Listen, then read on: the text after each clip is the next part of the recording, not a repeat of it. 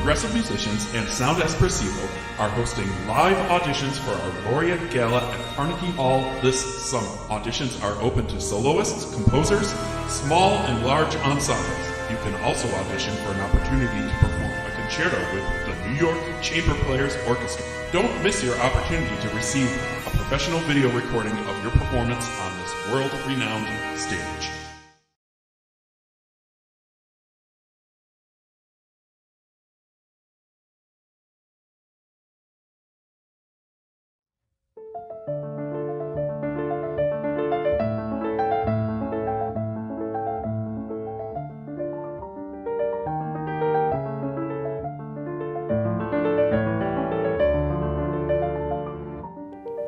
Daniel, welcome to Carnegie Hall and the Weill Recital Hall, and we're going to talk with you just a little bit during the stream before you come out and perform. Tell us a little bit about your background and where you're from. Well, yes, so my name's Daniel Kuzuhara. I started when I was 5 years old. I've studied under various different teachers in the Madison area, Karen Hill, Julie Chang. I've mostly been studying like classical piano, although I've kind of tried other genres, just dipped my toes here and there, but then went to Lawrence University for my undergraduate in piano performance, for my bachelor's, studying under Professor Anthony Padilla, and then went over to Indiana University Jacobs School for my graduate studies for my master's, studying under Professor Karen Shaw, and then after that, started teaching my own piano studio, also try to keep my performances going through locally mostly. And then was fortunate to have more active events lately to be able to travel multiple different places and continue my performance career going through recently Vienna, Toronto, and even New York once as well last year. So, where did you perform in Vienna? In Vienna, I performed at Musikverein, the Glass Hall. Yeah. A recital? Yes, a recital, part of a winter's recital. Right in the Musikverein. Yes, right at the Musikverein. I know, I was so excited about that one. Vienna's so amazing. So. What did you perform? What are some of the pieces you played? I just performed one. It was a study by Ettore Pozzoli, his Studi di Medi Difficoltà A minor, number 16. It's a nice little short, beautiful 2-minute etude, just really gorgeous. Really fortunate.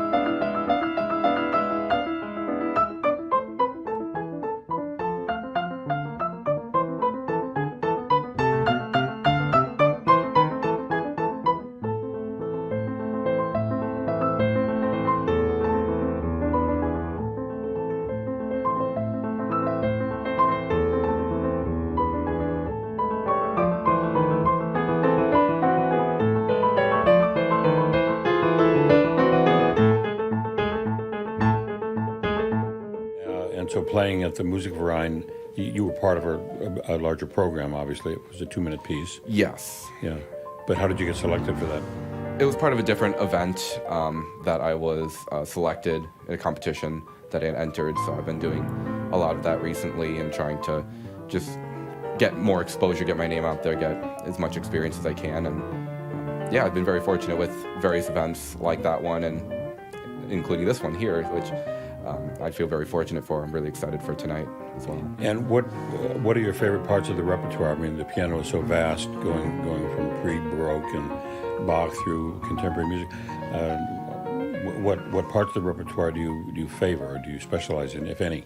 Yeah, I do have a lot of appreciation for so many of the different genres, like the Impressionist, some of the early classical, Mozart, Haydn, but what I consider my specialty and what I mostly enjoy are the romantic 19th century things from the Tchaikovsky, Brahms, Chopin Liszt. That's been a lot of what I've been studying right now, is that, including what I'm performing tonight, which is a Liszt Orage from the Swiss Years of Pilgrimage, year number 1. And there's just something about it, the great dramatic effects and the big contrast in the emotions evoked and the different colors and touch required. It's just, to me, so exciting to, kind of try to bring that to life, and just really, it's very mesmerizing. It has a lot of that wow factor too, for myself, and maybe hopefully for the audience as well. Yeah. But it's just so much fun.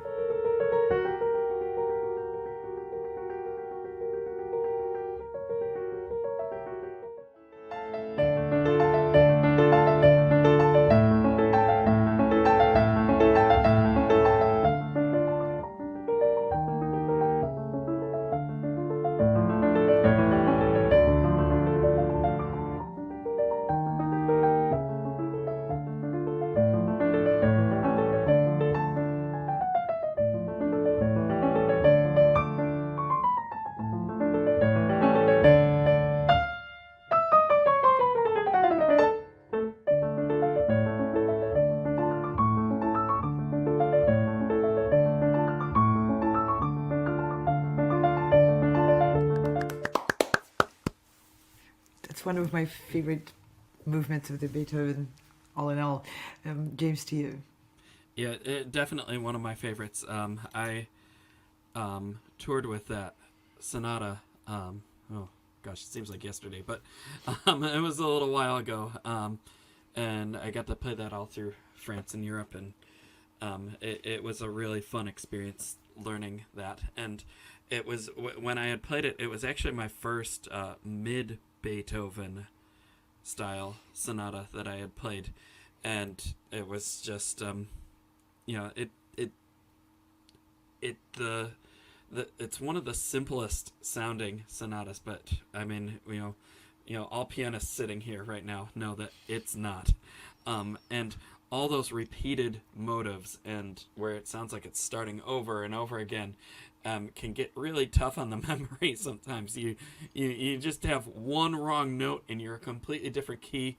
I'll tell you a funny story quick. I had a friend in college who played Beethoven 81A, and he started the opening, and when it went into the B section, he accidentally put down a wrong note and went straight to the coda without even stopping. Thing was done. It was done in like 3 minutes. It's very easy to do, but you didn't do that. You got through it, memorized and well, and kudos to you. I'm just remembering this now, but it's definitely something that we can always laugh about off the stage and behind the scenes, and at parties. But on the stage, that can be a really terrifying experience. Yes, I did it too in Brahms' first sonata once. I skipped the whole middle section, and it was an informal performance, but it was still being recorded, and hopefully someone threw that video in the trash. But anyway, so yeah, mid Beethoven is tough to interpret, and I did discover that through learning that piece, and even years after playing it again and finding new ways to interpret, with all the repeated motives, all those da-da-da-dum, ba-da-da-dum, ba-da-da-dum, ba-da-da-dum, ba-da, and it's like, where do you go with it, and what's too much and what's not enough? And I feel like there needs to be more of a middle ground of that longer shape, because it's so easy to play this piece in bits. Da-da-da-dum, ba-da-da-dum, ba-da-da-dum, ba-da-da-dum, da-da-da-dum, da-da, and yours wasn't that bad, but I'm just saying for example. But the longer line, da-da-da-dum, da-da-da-dum, da-da-da-dum, ba-da-da-dum, da-da-da-dum, da-da-da-dum, da-da-da-dum, and then it starts unfolding a little bit, and finding different ways to make that happen with different key relationships. Not easy. I found myself many times just blocking chords through the left hand and playing the right over it just to help feel those sonorities. But I feel like there's a lot of shaping that could be done in that way too. Also, pedaling can help. Your pedaling doesn't have to be as clean as it would be for earlier Beethoven. This is the beginning. I think it's like the second sonata of the mid-range series, just portion of Beethoven's life. But you can start exploring a little bit more quasi-romantic pedaling, just a little bit more, and I think that that's going to also help with your dynamic range and your phrase shaping throughout, because there's just so much life to this, but interpreting it is difficult, especially after coming out of that lyrical schmaltzy second movement, which I'm sure you've worked on or you've dabbled with a little bit. But so I would just like to hear a lot more on that front. The actual playing and the notes of itself and the memorization was great. So I look forward to hearing you in the second tier. Keep up the great work. Thank you very much. Thank you, Daniel. Of everything you just mentioned, I would, for me, one of my favorite pieces are the light piano pieces of Brahms. Oh yes, definitely.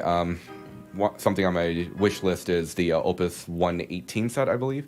And there's even the Opus 117 or 119 set, and there's also just so many great things with Brahms altogether. I played his quintet, the F minor one, at Lawrence University as part of a undergraduate study, and it was so much fun just to collaborate with some great musicians at Lawrence, but then also to just have that experience of Brahms, because it's such a great, grand, mature work, and just so much fun to play. Have you played any of his 2 concertos?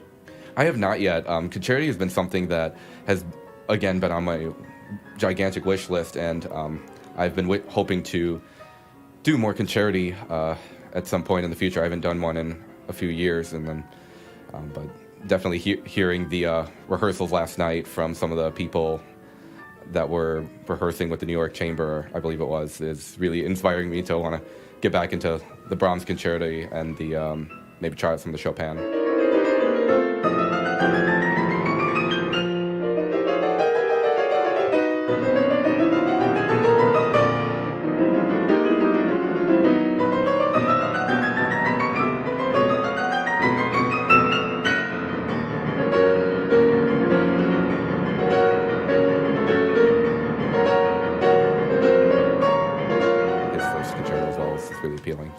Have you had a chance, when giving recitals to, or even performing for younger people, a chance to talk about a piece before you played it and maybe play excerpts from it and just show how the piece is constructed and what ideas you have about it, and then performing the piece? Have you done much of that?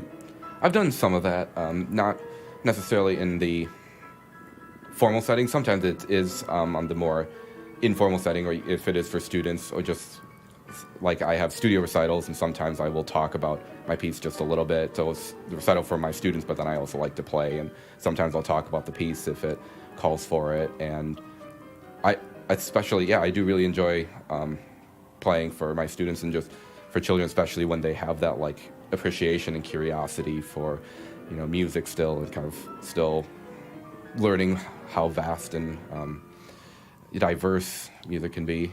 But I'm actually giving a lecture recital in a couple months as well for elderly care facility members, and it'll be really exciting too, just on the opposite spectrum, but still like very similar on the high appreciation, people that want to be there, that can listen and kind of talk about what I've learned history-wise, and then also just the music that I enjoy playing. So the lecture recital that you have coming up, you just talked about, what piece is it, and how will you present it? It'll be similar to the way the doctoral candidates would have to do their lecture recitals, in the form of a 50-minute presentation, 25 minutes of talking about various composers. So I'll be doing various composers, probably Mozart, Beethoven, and Chopin are the ones that I'll be talking about, and just some of the better-known classical composers, as some of the people I'll be presenting towards might have more of an in-depth knowledge, and some may just have a more enthusiasm level, but a less depth and knowledge for that. But I've been really enjoying kind of putting that together, and then 25 minutes of a performance just kind of mixed in with talking about the history of the composer, about the piece, maybe some characteristics of that, each composer's style. And so, but it's been a really different experience. It's not something I've done quite at that length before, but it's really exciting. And I find that classical music fans, people who already know the pieces, and you don't have to teach them the very basics of the piece, really want to know more about how a piece is constructed and what goes into it, and how the architecture of the piece is. And again, these are people who go to concerts regularly, but they just sort of really love hearing an artist tell them more about the piece, and they gain a greater appreciation for it. So I would encourage anyone who has to do more of that. It's just a way to stand out, I think, as a musician.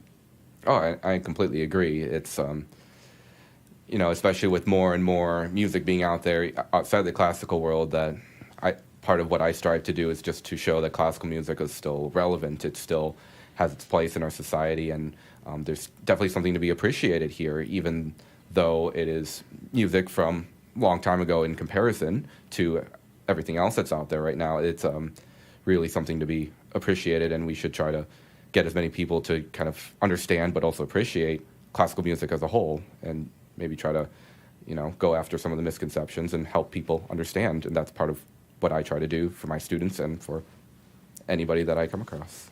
I created, when I was working at a classical station in Chicago, we didn't broadcast them, but I called it Immersion Days. Mm-hmm. And we would have 30 or 40 or 50 people pay to come to a big studio. And we did one topic for 7 or 8 hours. And one of them was the history of the keyboard. And I got a very gifted pianist from Chicago, we set up 5 pianos, from a forte piano to a Steinway grand, and he ran through the whole history of the development of the keyboard, and people really were hanging on every word. I remember he started his lecture with a little talk, and then he kept talking, and he had this way of, and about 20 minutes go by, and I'm in the back sort of pacing, and 25, he hasn't played a note, and I didn't know what to do, until I realized that everybody was hanging on every word he was saying. I let him go. So he went for 45 minutes and then started playing some Couperin, and he was off. But people just have a thirst to know more about music. Yeah. So I encourage you to do more of that. Yes. And again, the piece you're playing tonight? It is called Orage, which translates to The Storm, by Franz Liszt from the Swiss Years of Pilgrimage. Right. Well, I'm looking forward to that. Can't wait to hear you play it, and I wish you the best as you keep your career going. Yes, thank you so much. Thank you for your time. Thank you, Daniel.